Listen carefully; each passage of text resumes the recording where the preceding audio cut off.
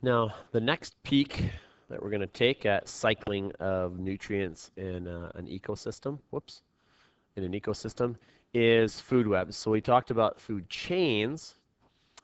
Food webs is simply a whole bunch of food chains put together. Okay?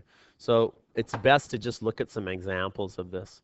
So let's take a look at this one, or you can go to this website here too. Whoops, let me erase that. And what this is showing here is a whole bunch of different food chains that are all together. So if you look here, what starts every food chain? Producers. That's right. So in this big web here are producers. Looks like only this. Our producers are all of this grass under here. Those are our producers. But we have a whole bunch of herbivores. We've got the rabbits, we got the squirrels, we got mice, some birds, what else? Some insects. So there's lots of things that are going to eat the producers, okay? And those are our herbivores. And then we got arrows going all over the place. So what I'm going to do right now is I'm going to show you some food chains within this food web. So obviously, these plants, this grass is going to be our producer. Let's take this one right here. That energy is being eaten or taken on by this bird. Okay, so that bird is next.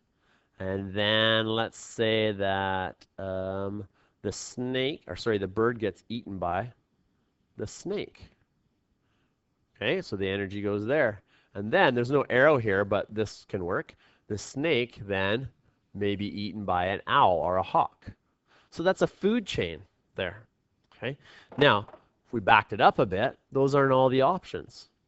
Okay, maybe this bird is eaten by a fox, which there's not too many things out in our environment anyways that are going to be eaten by a fox. So then this food chain is a little shorter. Okay, but it still has grass. It still has that seed-eating bird. Okay, let's look at another one. Okay, so of course we're starting with the plants again. And let's go, let's say the plants are going to be eaten by this insect. Boom. So that's the next step. So plants, let me try that one again. Okay, so the plants get eaten by our herbivorous insect. That means plant-eating insect. Let's say this insect is being eaten by this spider. And then the spider is being eaten by this bird. And then maybe this smaller bird gets eaten by the owl. That's a food chain within our food web. Okay. Let's back it up again. Look at another root. I'll just do one more, I think. So now we have this insect being eaten by this insect, which isn't a herbivore. This is a predaceous insect. That means it's a carnivore. That one's a carnivore.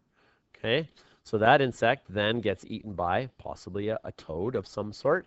And then maybe this toad gets eaten by the snake. And as I mentioned before, the snake can be eaten by a bird of prey, an owl or hawk or of some sort. So there's another food chain, right?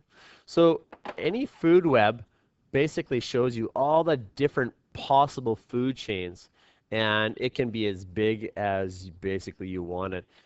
Just think of in Lethbridge, let's just look in the coulees. That's always a nice place to look. Think of all the different animals that are down there. Even look at a cottontail. How many cottontail? Just be like this bunny here, right? This rabbit. How many things eat a rabbit? There's probably lots of things down in the coulees that will eat a rabbit. Could be a coyote. It could be a fox. We have fox down there.